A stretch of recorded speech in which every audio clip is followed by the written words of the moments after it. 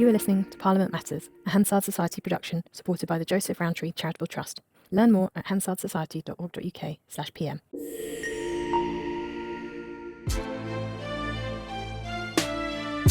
Welcome to Parliament Matters, the podcast about the institution at the heart of our democracy, Parliament itself.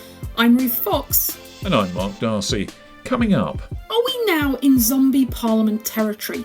With no immediate election in sight, what can be achieved in Westminster before MPs finally make their rendezvous with the voters? Tim Bale, expert on the politics of the Conservative Party, stops by to talk defeat, defections and the forthcoming leadership smackdown after the election.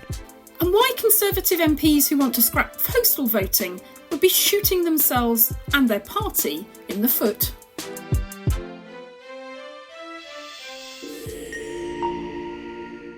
But before we kick off, Mark, I should just say to listeners, if you notice a slight dip in audio quality, for the first time since we started the podcast, we're not all in the same place. So our producer is in Ireland. Mark, I think you're at home in Sussex, and I'm at home in Hertfordshire. So we're doing this remotely, so the quality may not be quite what it normally is, but it's a good test for an emergency pod should we have to have one, particularly as and when the general election is called.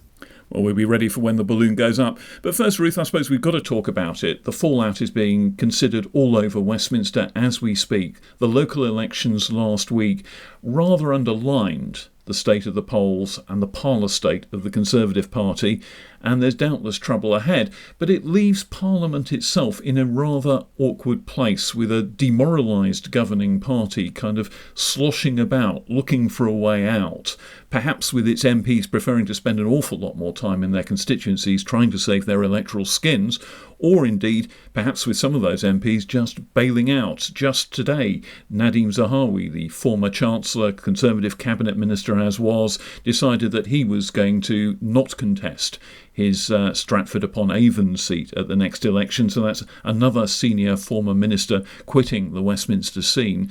So there's a distinct air of doom, gloom, clouds on the horizon about the Conservative Party at the moment. Well, not clouds on the horizon, clouds right over them, with the rain pouring down upon them, possibly hail and thunder and lightning as well. Yeah, I mean, they were pretty miserable results for the party. Their worst in certainly sort of 4 decades. And the big problem, I think, taking this back to Parliament, we're not going to get into the minutiae of the local election results. Other podcasts are available for that.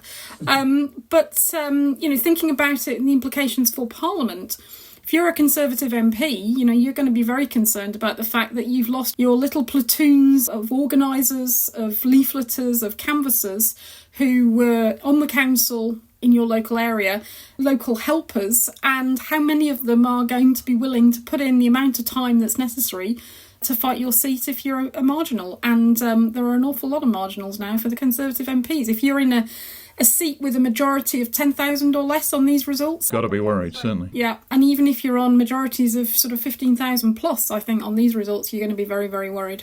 Indeed, I had a bit of a flashback actually to the late major years. I think it was district council elections in something like 1996, where I found myself on Radio 5 Live talking about the results in my old patch of the East Midlands, and I, in a flash of inspiration, declared to the listeners that the Tory grassroots had been ripped up, set on fire and doused in paraquat. And that, I think, is pretty much what's happened again. You've got to remember that your local councillors are usually at the centre of leaflet delivery networks and the whole sort of political action that sustains a political party in power in a particular local area. And if those local councillors have lost their seats and are feeling pretty bruised, they might not be bouncing out on the doorstep to spread the message the following morning. It might take a bit of coaxing if they can be got back at all into political action. Yeah, and also if you've lost your councillors, then your contacts on the council itself are not there to help you with resolving some constituency problems. Constituents who've got difficulties with local bureaucracy.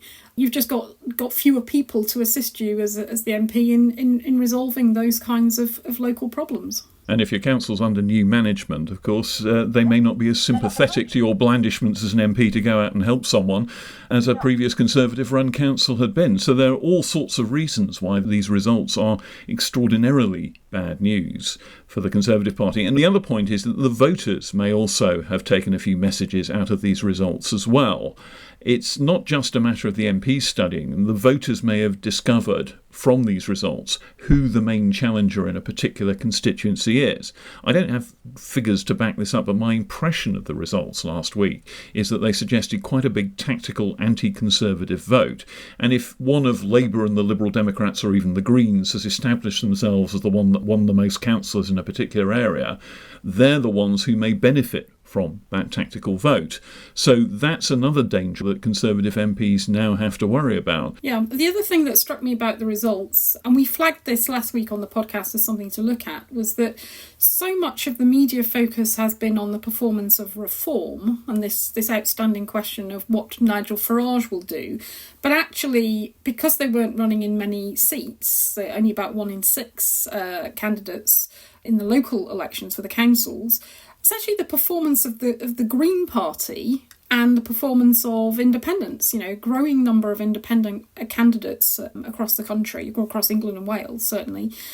That seemed to me to be underreported, but there's a big stretch for the Green Party to translate that into parliamentary seats because of the way in which their votes are spread. They're not concentrated in constituencies. But you can point to problems for Labour here that, if I were in Bristol, for example, in Thangham Debonair's seat, which the Green Party are targeting, and they did incredibly well in the local council elections last week in the city of Bristol, you'd be thinking, if you were Thangham, that actually her seat's got to be at risk. Yeah, that's the main threat. And the emergence of these independents is quite an important factor here. I mean, looking at the performance, for example, of Ahmed Yaqub, who contested the West Midlands mayoralty and got around, I think, 70,000 votes on a kind of pro-Gaza platform.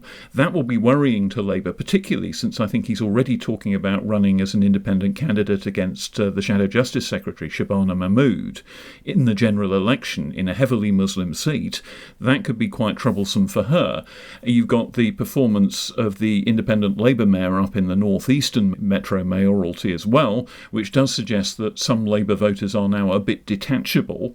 And indeed the Greens provide a left-wing kind of bolt hole for a lot of leftist voters who are finding Keir Starmer a little bit too centrist for their tastes. I noticed on Twitter that Lynn Jones, the former Labour MP, was announcing that she'd signed up to the Green Party and was urging people of her cast of mind from the Labour Party. She even tweeted Jeremy Corbyn as an example, suggesting that they should do the same thing as well. So there is a kind of left flank issue for the Labour Party. How big it is, how much electoral clout this group would carry in a general election is untested.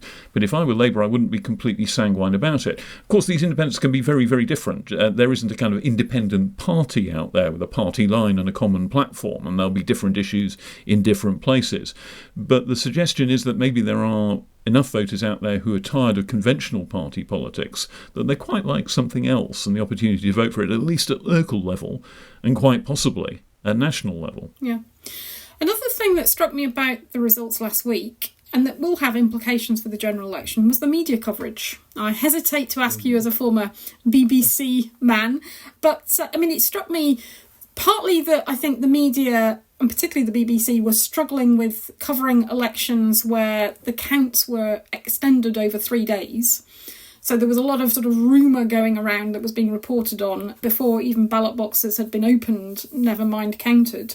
But it just felt that, again, the focus of the coverage and the commentary was so much on this sort of two-horse race and the question of reform, the Reform Party, and what threat they would pose to the Conservative Party. And there wasn't nearly enough coverage of this fragmentation of the vote. As you say, a quarter of the vote essentially taken up by other parties, the smaller parties.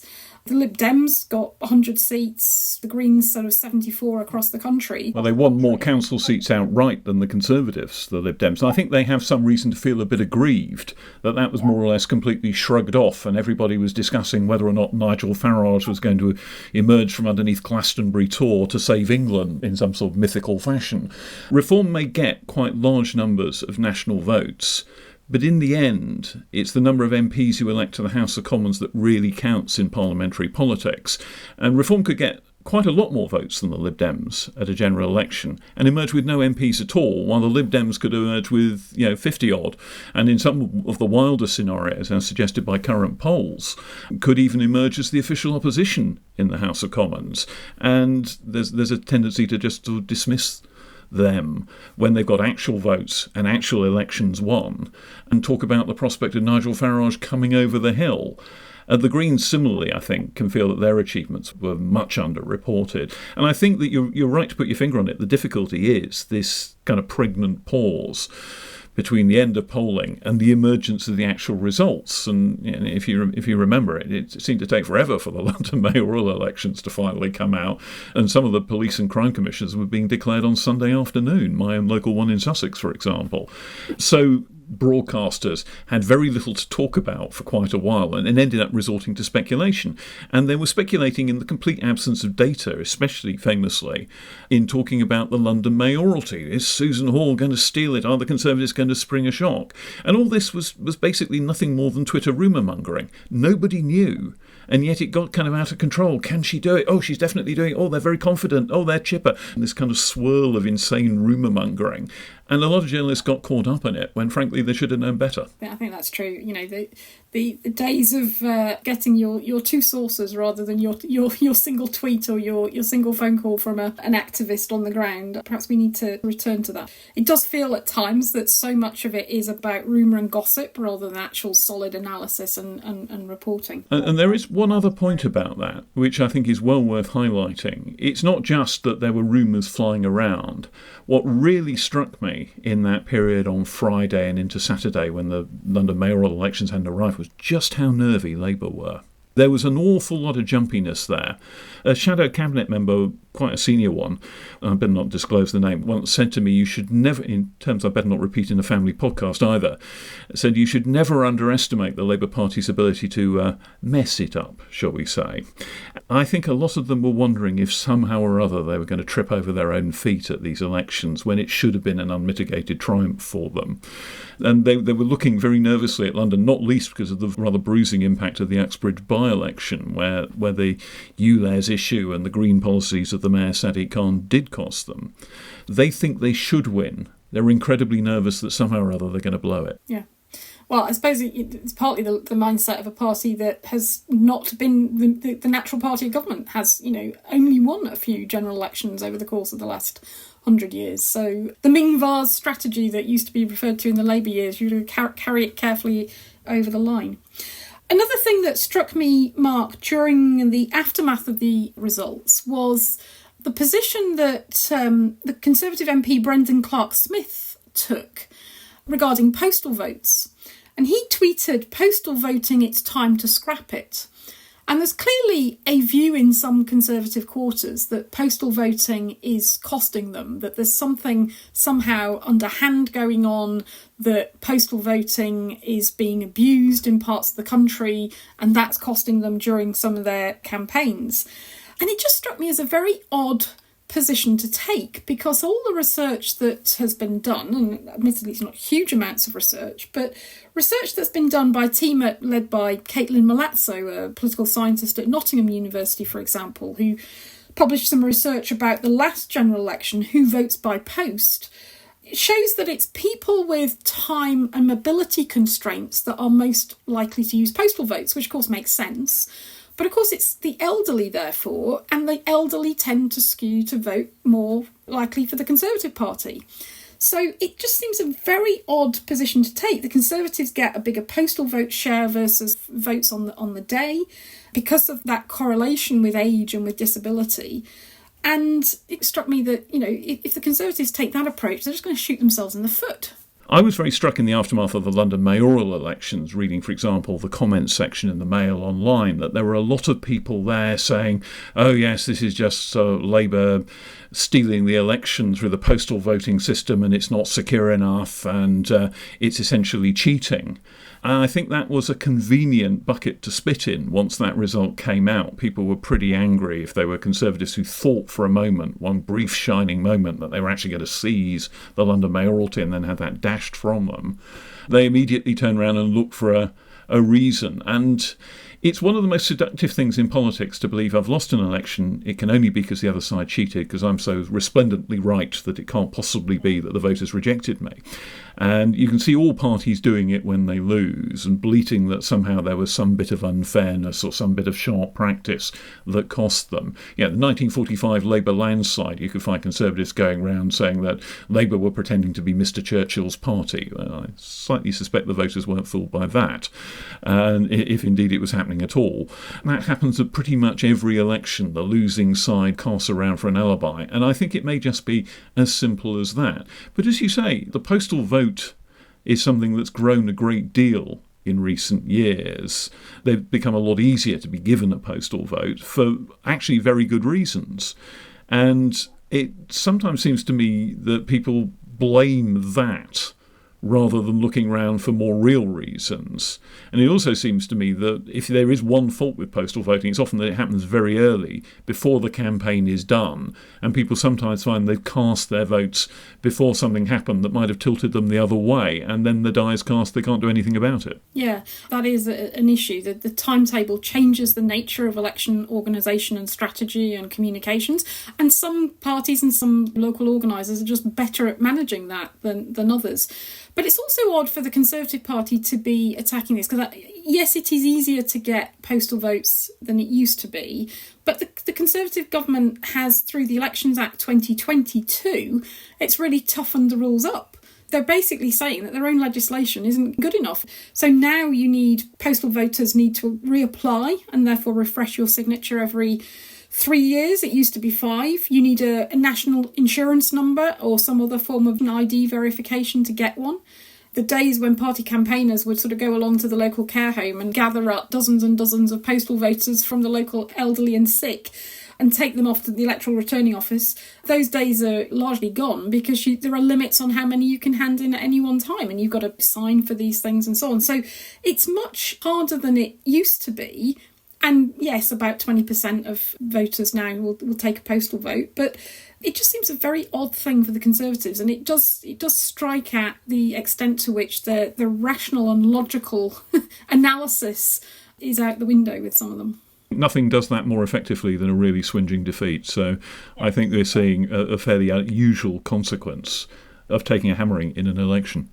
Well, Ruth, shall we pause there for a minute? In a moment, we're going to be talking to Professor Tim Bale, one of the great academic experts on the workings of the Conservative Party, and we'll be taking a look at what's going on inside now. Is there going to be a leadership contest? Is there going to be a kind of shadow leadership campaign that lasts right up to and then beyond the general election? Or are the Conservatives going to opt for stability? To take a deeper dive into what's going on inside the Conservative Party now, we've invited onto the podcast Professor Tim Bale of Queen Mary College, University of London, one of the big academic experts in the secret life of the Conservative Party.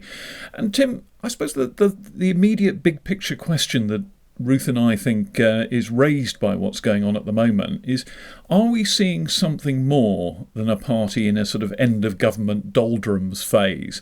Are we perhaps seeing the great historic coalition of the Conservative Party unravelling? Have we got to a point where perhaps the Conservative right is more comfortable working with Nigel Farage and the Reform Party or Brexit Party or UKIP or whatever identity you want to give them than they are now with the kind of the Rory Stewarts and the David Gawks and the people who used to be on the kind of centre right of the British political spectrum? Is there something really fundamental changing, or is this just a normal cycle? Well, I think what we're seeing at the moment is the precursor, if you like, of the post-election Conservative Party leadership contest, a degree of individual manoeuvring to ready themselves for that contest, but also, to coin the cliche, kind of battle for the soul of the Conservative Party, of which that leadership contest will be a part. I think it is true to say that the Conservative Party has actually shifted markedly since Brexit in particular, but I think that shift was already ongoing, away from, if you like, the kind of mainstream conservatism that we have seen for decades, really, towards a more populist, radical right kind of conservatism, which, as far as many Conservative MPs are concerned, is absolutely necessary in order to counter the threat from the various Nigel Farage vehicles that we've seen trouble the party really since 2010, and in particular, I guess, since 2015. So I think something profound has gone on. That's not to say that there aren't any moderates left within the Conservative Party, but certainly the most vocal minority, and they probably are still a minority, is from that radical right group of the party, albeit divided into various groups or groupuscules, as they're sometimes known. Are we talking here a minority within the parliamentary party, or are we talking about a minority within the party membership? Because the general vibe that I get is that actually the party membership are much more to the right than a lot of their MPs. There have been letters in the Daily Telegraph recently. I think it was a former police and crime commissioner writing in saying that he thought it was time for some of these people to up sticks and go somewhere else because they weren't proper Conservatives. I think it depends what you mean by right, really. I mean, the research we've done on members suggests that actually when it comes to economic policy, and in particular the role of the state, the Conservative Party membership are nowhere near as, if you like, neoliberal as some Conservative MPs. They don't necessarily favour hacking back the state in the way that some Conservative MPs might think is the key to growth, Liz Truss being an obvious example.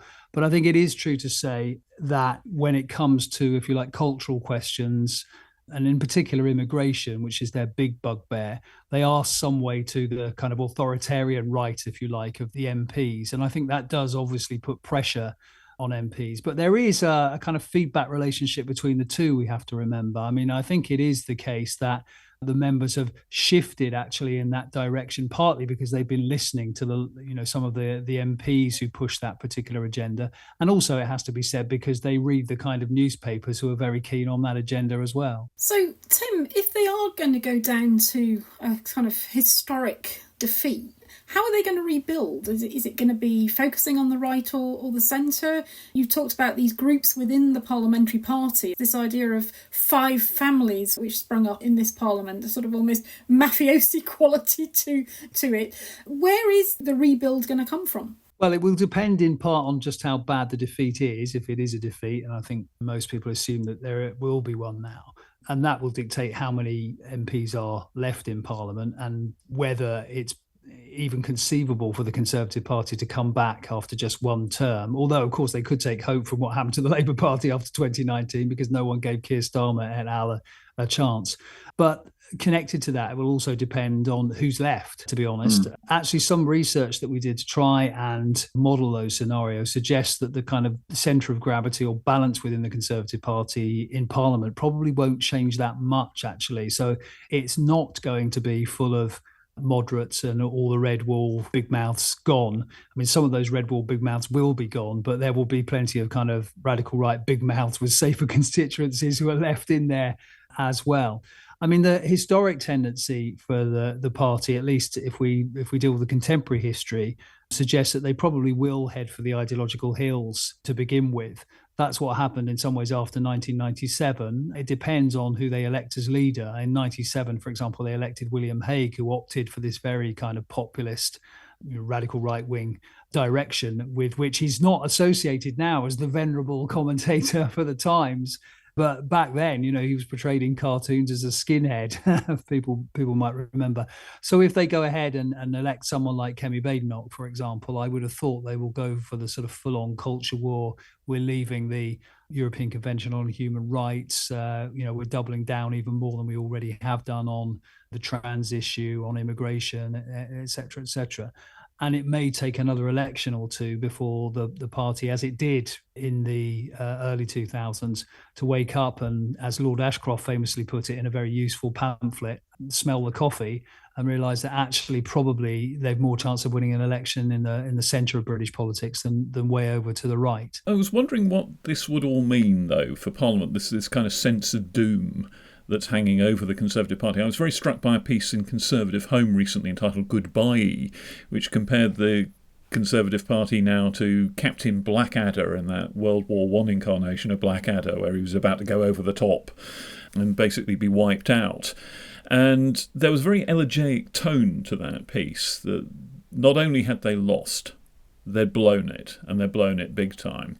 And I'm wondering how that reverberates first through what's left of this Parliament. Is there any chance of a bit of battling within Parliament for things like tougher sentencing, for example, in forthcoming legislation or something like that as a totem for some of these arguments.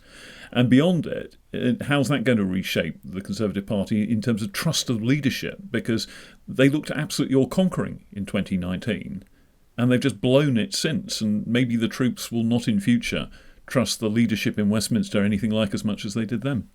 Well, I'm certainly not going to tell Mark Darcy or Ruth Spox about whether there is enough time to get any kind of legislation through before now and the next election, because you two are far more aware of the constraints on any government in that respect. So it's difficult to believe that actually there is much in the kind of legislative locker that Conservative MPs could look to, or the government could look to revive their fortunes. I mean, I think there is a degree, obviously, to which many Conservative MPs have given up, and not necessarily those who are leaving Parliament, actually. Many who, would expect to be there after the election just feel now that it's pretty hopeless and there's nothing much they can do but look forward, as I say, to the next leadership contest and trying to manoeuvre the party in the direction that they feel it needs to go on. I mean, I would recommend actually a really interesting comment piece by Robert Shrimsley in the FT, where he makes the point that in some ways what a lot of people on the radical right seem to be doing now in the Conservative Parliamentary Party is just trying to make sure that Rishi Sunak gets the blame for losing the election and gets the blame for supposedly losing it as a rather unconservative conservative, supposedly rather lily-livered on cultural issues, on immigration, high tax, et cetera, et cetera. Now, many people would actually disagree with that characterization of Rishi Sunak and this government, but nevertheless, it's an approach that they feel will serve them quite well. I mean, there is a feeling, isn't there, that why would any of the potential contenders for the leadership want to kind of seize the wheel as the ship's going down rather than blame the captain who's already holding the wheel? Yeah, I mean, the only possible alternative to that, I guess, is someone like Penny Mordaunt, who many people expect might lose her seat anyway. And I guess better to be Prime Minister, even for a fairly niggardly 6 months, than, to be booted out unceremoniously as leader of the House at the next election and then, desperately try and find a seat. So, there is perhaps one person who would do it, but I agree, there's no one else. And I think clearly there will be many Conservative MPs who are looking at the next leadership contest and thinking about whose coattails they are best to hang on to in order, to get themselves from preferment. Because if they do get beaten as badly as they look as though they're going to be beaten, then there will be quite a lot of jobs in the shadow cabinet for people who survive, whether they are particularly kind of senior figures or not. Yeah, and looking at the latest polls, there may not be enough Conservative MPs to staff a shadow cabinet, but I think those doomsday scenarios are possibly a little bit far-fetched. Yes, I mean, I must admit, I do find it difficult to believe when people, talk about Conservatives going to sort of 100 seats or even less than that. I mean, it could just be my natural scepticism, but it's difficult to believe that even if it's a landslide, it will be quite the disaster or the kind of Canadian wipeout scenario that many love to talk about. Tim, this week we've seen the extraordinary defection of the Conservative MP for Dover, Natalie Alis, to the Labour benches. Magnificent stage management from Labour's perspective at Prime Minister's Questions, where Conservative MPs were looking on as she came into the chamber, had no idea what was about to happen, and rather than joining their side, she walked to the Labour backbenches, sat behind Keir Starmer, and you could see Conservative MPs, it's sort of dawning on them what had happened, and it struggling to quite understand, I think, what was taking place. The reason being, she's a pretty right-wing Conservative MP. Brexiteer, tough on immigration, her constituency Dover is in the front line of the small boats issue. She had some stinging words for Rishi Sunak, said that the Conservative Party under him had become a byword for incompetence and division. The centre ground had been abandoned since the 2019 election, which I think surprised some people because most people did not associate the centre ground with Natalie Alis. And she talked about the Labour Party having changed out of all recognition, and here she was joining Labour ranks. What did you make of that? Well, for one thing, I'm not sure that Natalie Alis necessarily put together that text herself without any help. So I think using the words incompetence and divisiveness were probably inserted by some Labour spinners. That's the message that they wanted to send. I mean, the other message it sends is Labour has changed, and Keir Starmer can't emphasise that enough for many voters who are still, rather worried and scarred by the Jeremy Corbyn years. And to be honest, it's not Labour's position that they want these small boats to keep coming. They don't think Rwanda is going to work. Natalie Alis, maybe for other reasons, didn't think Rwanda was going to work. So it does send a signal quite usefully, I guess, that, Labour is not a soft touch on immigration. And that's always something that Labour HQ worries about. I mean, there are obviously some people within the Labour Party who see this as problematic and see her as particularly problematic, particularly because some of the things she said after her husband's conviction don't seem to chime very well with Labour's position on helping women and girls, against violence. But having said that, I would have thought for the average voter who, let's face it, doesn't pay a great deal of attention to politics and is fairly non-partisan, it will just, I think, reinforce the impression that this is a government, going down to defeat and run by a prime minister whose authority is completely shot. And that's clearly another useful message for Labour to send. I mean, there is a risk, of course, that the whole thing backfires. She says and does something that embarrasses the Labour Party or causes even more friction within Labour's ranks. But I think on balance, one can understand why Keir Starmer did it. And one can understand, despite what Conservative Party MPs are saying about her now, just as they did after Dan Porter defected, they probably are rather worried and demoralised by what's happened. You mentioned the migration small boats issue. I would have thought the big payoff for Labour from Natalie Alis switching to them is that they can say the former Conservative MP for Dover says the government's policy isn't going to work. And I would guess that Conservative strategists have been planning to make small boats and migration a pretty serious part of their appeal. And Natalie Alis has helped diffuse that. Yes, I mean, I think you're absolutely right there. And I think, Labour seem now to be capable of seeing around corners and thinking about how they might defend themselves against the Conservatives' playbook, as it were, at the next election. And I think you're absolutely right. Small votes was going to be something that the Conservatives were going to go hard on. She now, in some ways, gives them a defensive shield against that. You're quite right. So I do think that helps them. And to be honest, Labour, although it doesn't want to talk particularly about immigration in the run-up to the election, could do with a defensive shield, while it emphasises the issues that obviously always play well for Labour, in particular the NHS, and in this case, obviously, the economy as well.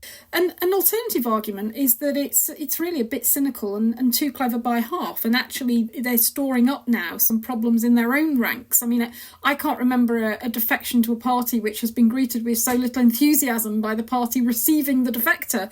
And this is somebody you mentioned earlier that, she'd backed her husband, Charlie Elphick, who was the Conservative MP for Dover. He was arrested and then jailed in 2020 for a couple of years for sexual assault. She'd been supportive of him during that trial. She'd made some comments about his accusers that many women in the Labour ranks are not happy with. She was sanctioned by the House of Commons for pressuring a judge, writing and persuading several other Conservative MPs to write to a judge in what was deemed to be an improper attempt to influence his trial. You've got the other Labour MP now for Kent, Rosie Duffield, complaining in a somewhat sarcastic way that at least one MP for Kent is talking to Keir Starmer because she doesn't. She's had quite a fractious relationship with him. Isn't there an argument that it's so cynical that, if you thought Natalie Alis was going to defect anyway, you'd have expected her to defect to the Reform? It's so cynical that actually it could damage the Starmer brand. No, I mean, given the charge sheet, as it were, that you've read out there, she is, to use the euphemism, not unproblematic. And obviously that will cause a lot of Labour MPs quite a lot of heartache. But most Labour MPs, I think, will see this okay as a cynical move, okay as opportunistic, okay as not necessarily the ideal defector. But the advantages probably in the end outweigh the disadvantages. And you have to remember, just as I was talking about the Conservative Party thinking about, who's going to get jobs in the next Parliament, there will be a lot of MPs on the Labour side who are unhappy about this, but probably aren't going to talk out of turn because, they want to keep on the right side of a man who they feel anyway is likely to become Prime Minister by December or January. I think you're right to say that there is some unhappiness and quite a lot of unhappiness among some Labour MPs, but I doubt that any but the sort of very vocal minority who are not particularly in with Keir Starmer anyway are going to kick up that much of a fuss. I could be wrong. It could explode really, really badly, but I doubt it. Well, Tim Bale, thanks very much indeed for joining us on the pod. Fascinating times ahead. Thanks very much, Mark. Thanks, Tim.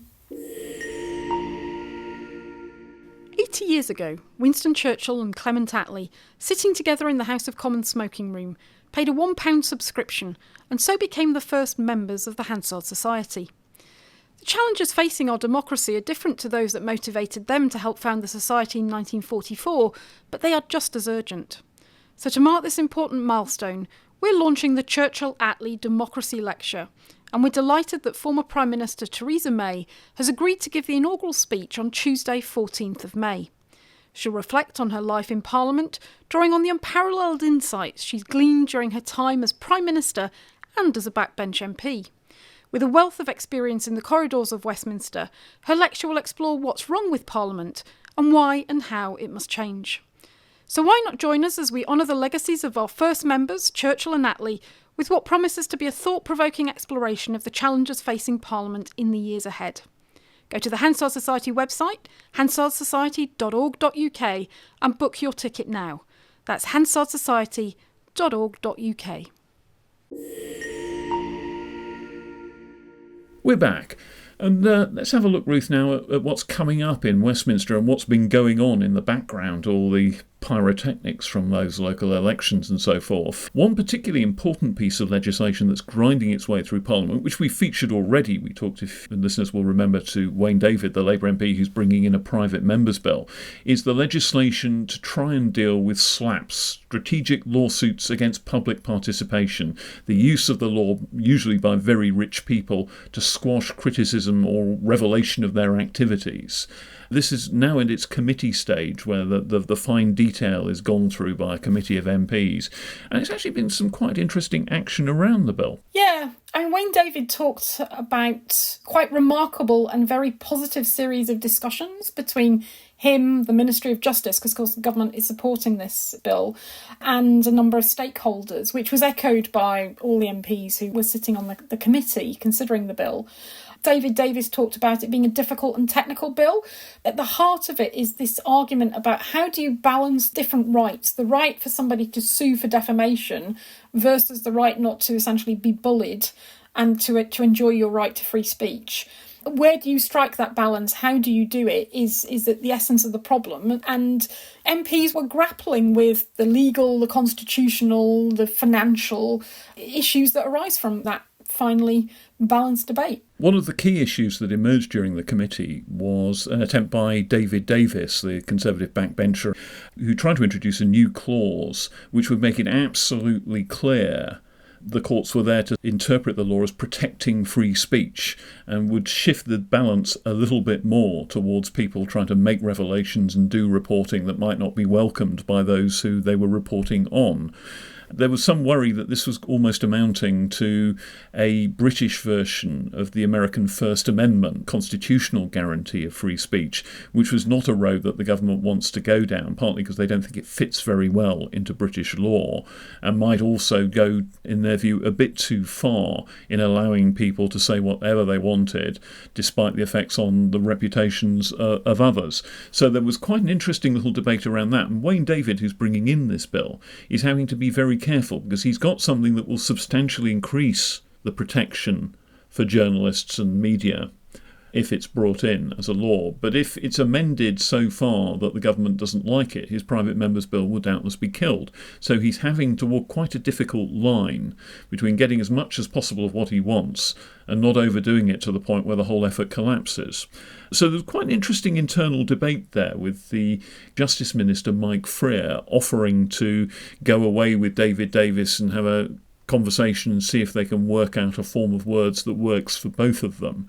But there's also a feeling that a bit of a line in the sand is being drawn by ministers now, that they're not going to be pushed too far on this issue, with the thought that the campaigners who want this bill don't want to push their luck. Yeah, and that, as David Davis said, it is a subtle problem. So there's clearly a lot of negotiations and discussions going to be going on behind the scenes. But I was also struck towards the end of the debate. I mean, there's a lot of quite big heavy hitters on that committee.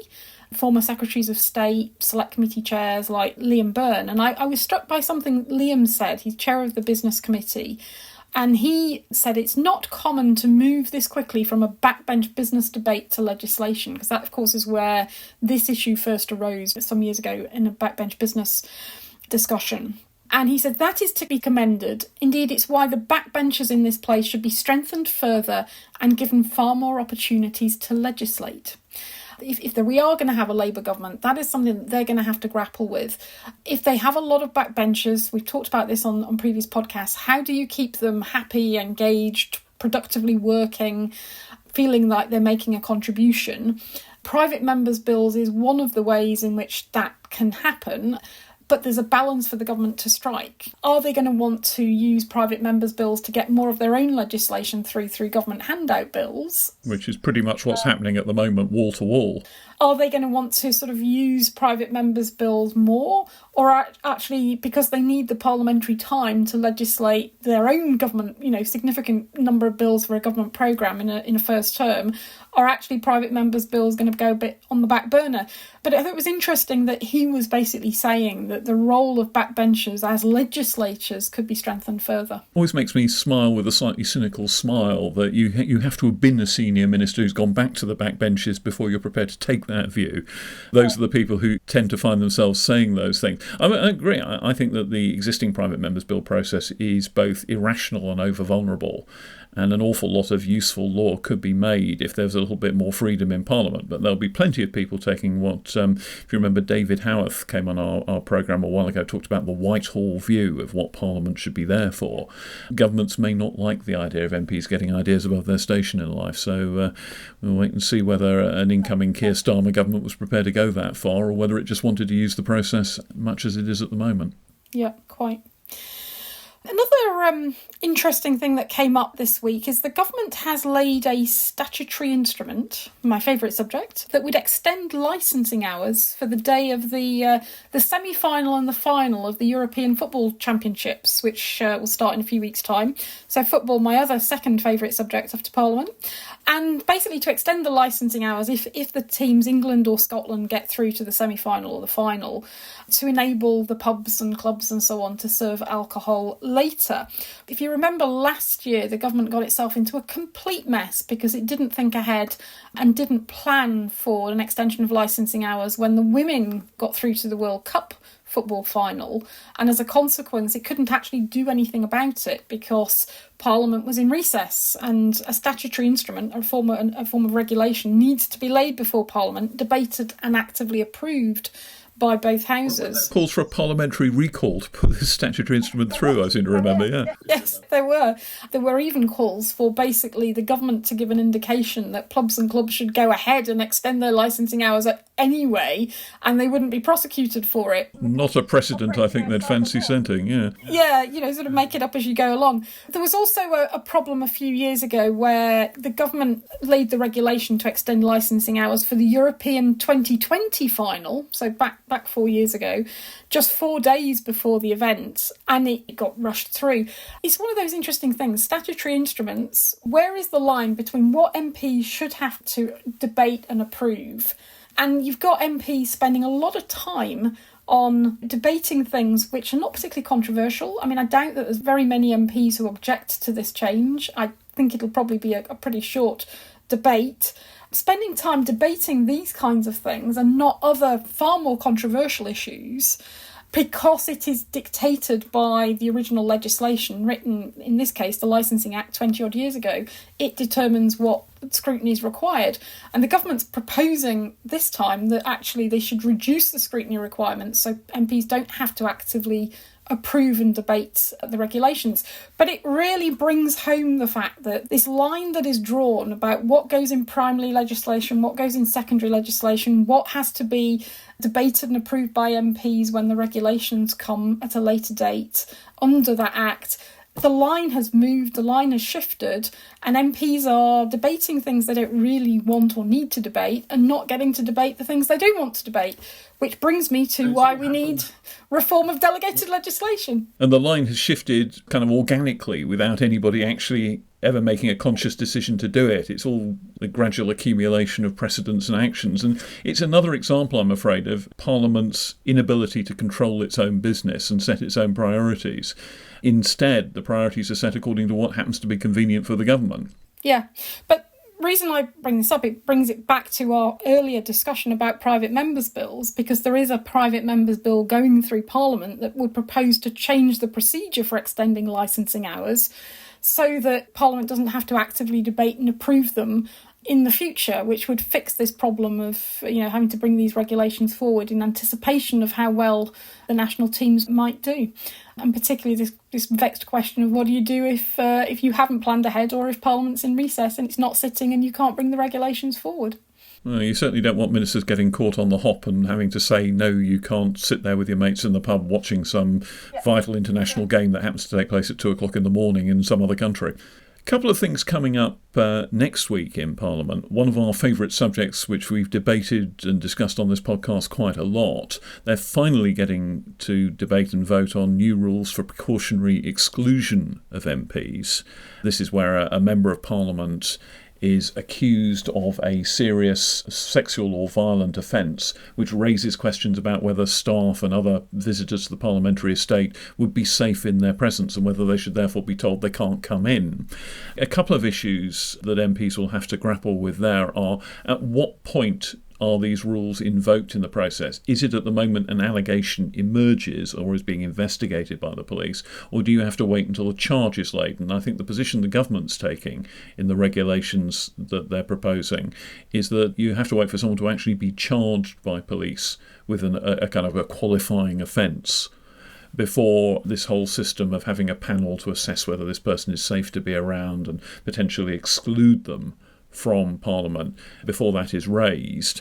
And there's also, I think, an issue about whether or not they should then be entitled to a proxy vote. As we've said repeatedly on this podcast, this is very high-powered stuff. This is dealing with the extent to which the elected representatives of the people can function in the legislature to which they've been elected if allegations are made against them. So it is extremely serious stuff. And I suspect that there may be a lot of people who are not particularly satisfied with whatever result comes out of that debate, which is due next Monday. Yeah, I mean, there are some MPs who think that the government is in taking the approach of saying only when an MP is charged will these proposals kick in. There's some MPs think that's not good enough. I think some of the staff trade unions think it's not good enough that actually at the point at which MPs are arrested and are under investigation, it should kick in, which it would in other workplaces. So there's going to be an argument about that element of it. There's then the question of, well, who's on this panel that's going to decide what sanctions kick in and when. So the panel will have legal advice from the council to the speaker, the director of parliamentary security will be involved, and basically, depending upon the nature of the charge, depending upon the risk assessment that's made, they can involve other members of the House administration as they think necessary. But there's sort of, I think, a discomfort among some MPs who are quite opposed to this, that this is unelected members of the House administration making decisions about elected MPs, and constitutionally that raises questions. And then, well, OK, if the panel decides that there is a risk that they do have to be excluded from the estate, what are the measures that can be taken to mitigate risk if full exclusion isn't deemed necessary?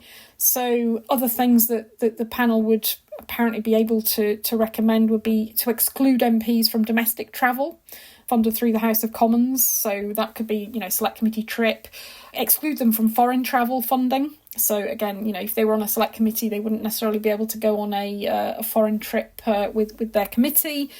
The application for a proxy vote, so that they don't have to come on the estate to vote, that their constituents would still be represented in some form by enabling them to vote by proxy.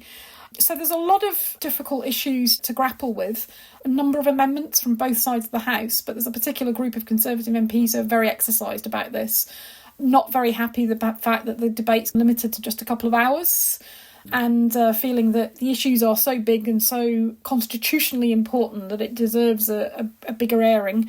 I suspect nobody will be particularly happy on Monday. It looks in some ways quite a quiet week, with MPs sort of rubber stamping quite a number of government regulations of one sort or another. But watch out for a debate on the report on the state pension age from the Ombudsman, the Public Services and Health Service Ombudsman, which is about essentially the WASPy women, the women who've been caught by the raising of the age at which the state pension is paid, because there's potentially there an absolutely vast spending commitment that could land on the government. And it's one of several instances where possibly you might see an outgoing government signing up to really big spending commitments that an incoming government will somehow have to honour. Compensation for the contaminated blood scheme is another one where the sums involved are absolutely eye-watering, although the cases are also absolutely heart-rending. So you could have a situation where potentially an incoming government has to find the money to pay the WASPy women, has to find the money to pay the victims of the contaminated blood scandal, and there's less and less and less spending room for an incoming chancellor to deal with anything because they suddenly have all these massive compensation bills to meet. Yeah, I mean, I suppose it's one way that the government, if the Chancellor is thinking that it's not going to be a Conservative government having to pick up the bill and deal with the consequences in the next Parliament, it's a way for him, in terms of legacy issues, to get these issues sorted out, agree the compensation schemes and leave it to the next government to resolve how they're going to be paid. There's also, I think, just something to look out for in that debate on the women's state pension age is also a broader debate about the role of the Ombudsman, because there have been some criticism by parliamentary select committees, particularly the Public Administration Committee, over recent years about their performance in dealing with issues. So it'd be interesting just to see if anything comes up during the debate about that as well. Definitely watch that space, because the Public Administration Committee was basically set up, as it were, to kind of provide a parliamentary process for Ombudsman's reports into maladministration, the state blotting its copybook, to be considered and dealt with through Parliament. So it's specifically their role to look into these things. And I think generations of chairs of that committee have become increasingly exercised of the way that the state pension age issue has just been left and ignored and batted back at them when they think there's a clear injustice that ought to be dealt with. Yeah. We should just mention, Mark, that the Public Administration and Constitutional Affairs Committee actually has, as of this week, a new chair in Jackie Doyle-Price, the Conservative MP, who's taken over from William Ragg, who we interviewed on the pod a few weeks ago, but who blotted his copybook over some personal behaviour and had to resign. So Jackie Doyle-Price now chairing the committee. She's obviously only got a few months before the election. There'll be a number of sort of reports the committee will want to get over the line, but she's not got long to make her mark, so it'll be interesting to see what she's focusing on. So just time then, Ruth, to deal with some of the questions that listeners have been raising. We've got one from Davy Jones, who was wondering about what prospect there would be for a coalition if the next election, perhaps slightly improbably, resulted in a hung parliament. So what do you think?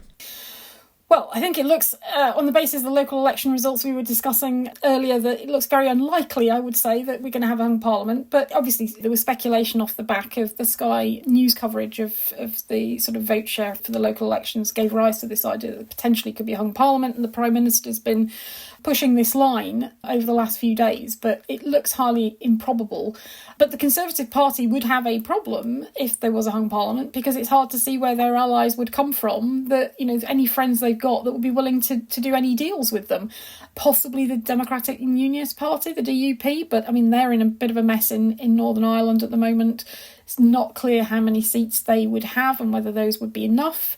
But other than that, it's very hard to see any of the other parties really being willing to support the Conservative Party, not in a coalition, a formal deal, but even in a sort of, the Conservatives in a minority government position supported by some kind of confidence and supply arrangement, as it's called, the party being willing to back their budget, willing to back them on the King's Speech votes to confirm that they've got the confidence of the House of Commons to govern. And this, of course, was the deal that Theresa May had with the Democratic Unionists, and in the backwash of the 2017 general election, when she lost the Conservatives' narrow majority there, and the DUP's, I think it was 10 MPs, basically kept the Conservative Party afloat for another couple of years before Boris Johnson succeeded Theresa May and took the country into another general election and won a majority there. So these things can make quite a difference to the running of things. Otherwise, a government is living hand to mouth, having to basically cobble together deals to support everything it's doing measure by measure, vote by vote, which can be an absolute nightmare and means that they could lose a critical vote at almost any moment. Any government that didn't have an outright majority in its own right would want to have some kind of deal. But I think actually it's quite difficult for almost anybody to make a deal with almost anybody that involved a full-grown coalition these days. I mean, fresh from their triumphs in the 2010 to 2015 Parliament, I'm not sure the Liberal Democrats would touch any kind of coalition with anybody with a barge pole. They might manage to do a confidence and supply agreement of the kind that you were describing, perhaps time limited to a couple of years. But if they did so, I think they would want any concessions they got in return to be very public. We squeezed this out of them in return for our support. This is the spoils of our deal. So they actually have something visible to show for making a deal with whoever they make a deal with. The Green Party may have one MP or two MPs, or indeed no MPs, depending on how it does at the general election, and that may or may not be enough to make them a factor in the balance of power in the House of Commons. This Parliament's thrown up the feature of quite a large number of independent MPs, who are usually people who've lost the whip, either because they voted against the party line or resigned or fallen foul of some disciplinary procedure or other. And so you could find arrangements having to be made with a sort of ragtag and bobtail of individuals. Famously in the 1970s, when the Labour government under James Callaghan lost its majority, John Stonehouse, the MP who absconded and faked his own death on a beach in Florida, was actually having to come in and vote for the Labour government after having spent the day in the dock in the Old Bailey where he was on trial for fraud. So there are all sorts of people who could be pulled in to vote in all sorts of ways. But it'd be very difficult. It's also very hard to see the Scottish National Party doing deals. Labour and the Scottish National Party are pretty bitter political enemies, competing for much the same set of votes in Scotland. They'd make pretty uncomfortable bedfellows in even a confidence and supply deal, still less in an actual coalition. So again and again you come up with this idea that either you're dealing with individual MPs who almost have to be won on a vote-by-vote basis, or you're dealing with parties that will be very, very shy of doing outright deals because they've had their fingers burnt before. Yeah, a lot's going to, as you say, depend on the arithmetic. I mean, who's going to be the second, third and fourth parties? Is the Conservative Party going to be the second party? We've talked about this on the podcast previously in some polls, and you run some of the polls through the electoral calculus machine and they come up with the idea that the Conservatives may face such a rout that they could be the third, or on some projections even the fourth party, which again seems improbable. But if the Liberal Democrats were the official opposition, they're not going to want to do a deal. So is there enough net numbers? Where does Labour get its numbers from? It seems very improbable. But if there were to be a hung parliament, Keir Starmer, I think, would be in the driving seat in terms of the potential for allies. So we will see. But I think that's probably not the challenge we're going to be grappling with on the day after the general election. You were mentioning the SNP, Mark, and we talked on the podcast last week about the Post Office Horizon System Bill and the fact that there'd been a political row last week because the government was not applying that bill to postmasters in Scotland. And, we talked about, these compensation schemes. The Horizon System compensation scheme for postmasters is obviously also potentially huge in terms of compensation. And we've had feedback from Stephen Imrie, who's a listener, but he's also Clerk of the Justice Committee in the Scottish Parliament. He got in touch to say that we'd been saying the Scottish Government was going to have to legislate quite quickly for this for Scottish postmasters. He says that despite everything going on in Scotland over the last week or so politically... And there have been a few distractions, let's face it. Just a few. The government has confirmed that they're going to introduce a bill to the Scottish Parliament next week, so 14th of May, and they're going to try and get it through the Parliament on an emergency sort of expedited basis. And providing the Parliament is content with that, then the plan is to have it scrutinised on the 21st and 22nd of May, so just a couple of weeks away. And then there'll be a sort of final amending stage where they'll try and do any necessary changes depending upon what's happened with the bill in the UK, in the Westminster Parliament. You can imagine there'd have to be a bit of synchronised legislating here, because you wouldn't want a situation where Scottish postmasters got a significantly better or indeed worse deal than postmasters in England, Wales and Northern Ireland. So Westminster and Holyrood would have to work in tandem in a way that they're not particularly accustomed to doing. Yeah, not keen. And the other thing, of course, to remember about Scotland, it's a unicameral parliament, so it only has to go through the one chamber, unlike the bill here at Westminster. So we'll have to see how they sort out the timings, but it looks like it's probably by the end of May, certainly early June, that bill may well make the statute book. So thank you to Stephen for keeping us up to date. Good to hear that he's enjoying the pod in Scotland. And with that, Mark, I think that's probably it for us this week. Plenty of things to keep us going over the coming days, and I'll see you next week. Parliament never ceases to keep us entertained, Ruth. See you next week. See ya. Bye.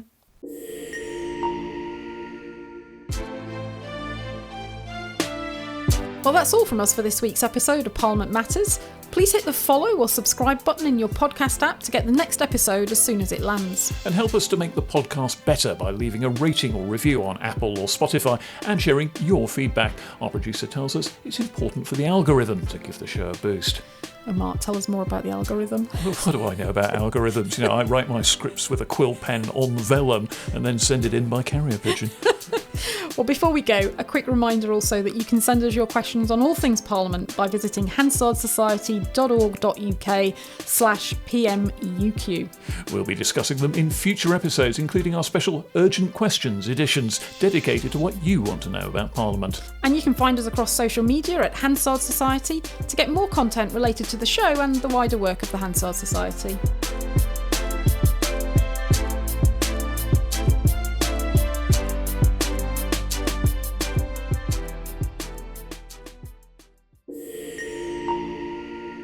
Parliament Matters is produced by the Hansard Society and supported by the Joseph Rowntree Charitable Trust. For more information, visit hansardsociety.org.uk/PM or find us on social media at Hansard Society.